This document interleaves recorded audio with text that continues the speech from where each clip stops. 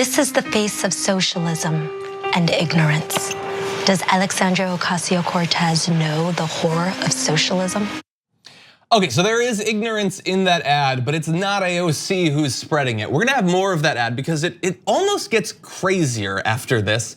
And we'll play it for you. But that is an ad that ran on ABC during a major Democratic debate that millions of people saw that lights a congresswoman's picture on fire. A congresswoman who has already been the target of a number of different death threats, incitements to violence. There have actually been plots to kill her. A random person hid in her closet theoretically could have done something. And so the gleeful threatening that she be set on fire, I personally have a problem with that. I think it's going a little bit far. Oh, a little bit far? Yeah, you don't a little think bit. So? I mean, it never happens on the left, right? Like we're not airing ads on Republican debates or major Republican networks or whatever, lighting Donald Trump's face on fire. Yeah. I mean, they know what they're doing, and it's scary the lengths that they'll go to just to whatever raise money for new GOP or GOP New Faces PAC. New Faces PAC, yeah. Yeah, well, they're lighting her face on fire for the new face that's gonna come in or whatever. Yeah, I was trying to think of, has anything been done like this? Like setting a picture on fire, and I thought, I think the closest thing is that here on the damage report, we have a segment called Garbage People, where when someone does something awful, we put a picture of them in a tiny little trash can. We don't put it in a grave, you crazy people. You're like the death imagery constantly. Now look, obviously AOC concerned about this. She does not back down when people attack her. She stands up for herself, and she said, Republicans are running TV ads setting pictures of me on fire to convince people they aren't racist. Life is weird.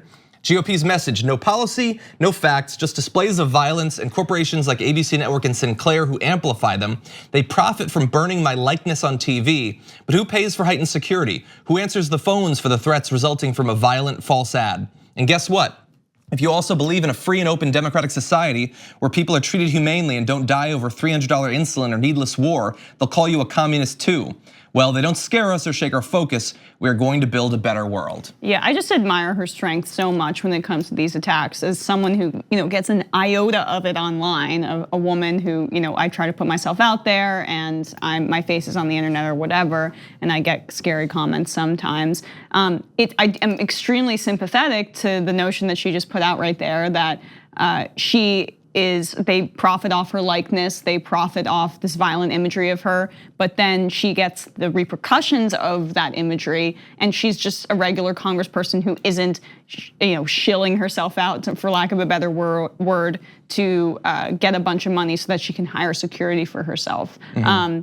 That's scary because you get the consequences of this higher platform of all of these things that you're trying to do without really any of, say, what the president would get, the security that he would get and stuff. And she arguably needs it just as much as him. Exactly, yeah. She has to be scared all the time because they can't go a month without some sort of major official threat like this on a billboard or a speech from Donald Trump or whatever. But also all of the people who work in her offices, they have to be scared that some psycho is gonna come in with a gun.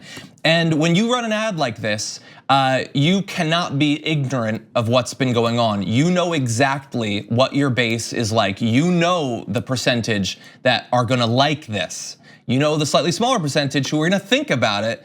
And you know that there are still people, even once you cut it down to a very tiny number, who theoretically might act on this. We are just in the wake of racist mass shootings in Texas. To release this sort of ad, first of all, ABC, she rightly points out, they're profiting off of this. But even if it wasn't a monetary thing, there is no way that this ad should have made it through their standards and practices. You don't get to light people on fire, like in effigy or in any form. Yeah, and it blows my mind that the standards for political ads are so low, and yet the standards for corporate regular ads, you wouldn't be allowed to do this for a regular person in a toilet paper ad, in a firewood ad or something, not to make it a terrible analogy. But I also just want to also consider Ilhan Omar gets this just as much, maybe even more, based on her faith. And Rashida Tlaib, Ayanna Pressley, there are more women who face the consequences of this kind of rhetoric, and it's inflamed consistently by the president,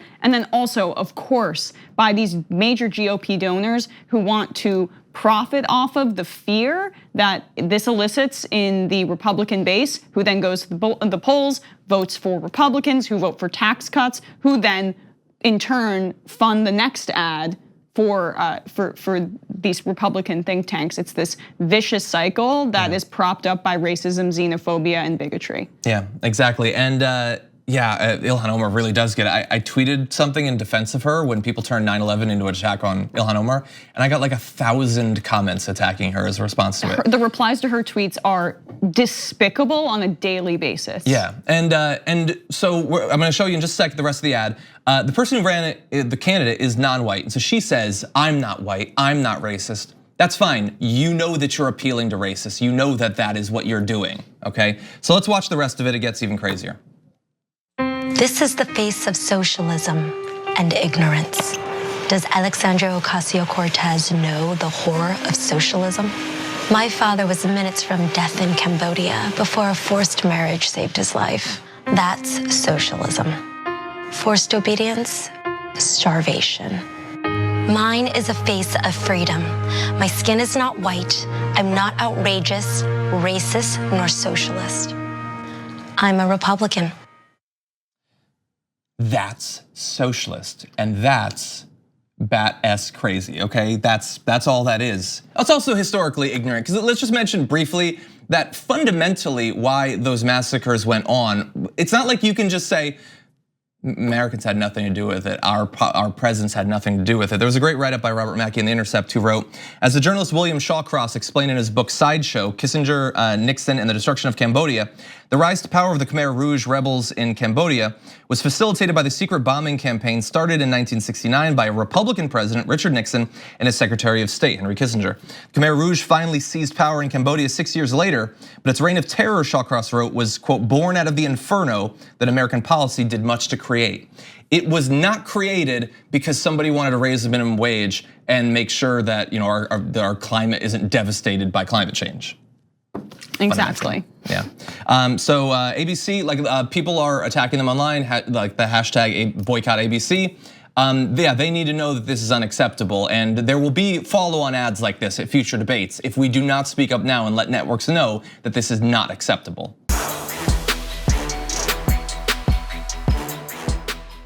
For more political news, breakdowns, interviews, stories of activism, and me trying my hardest to care about the occasional big celebrity news story, subscribe to our YouTube channel at youtube.com/The Damage Report.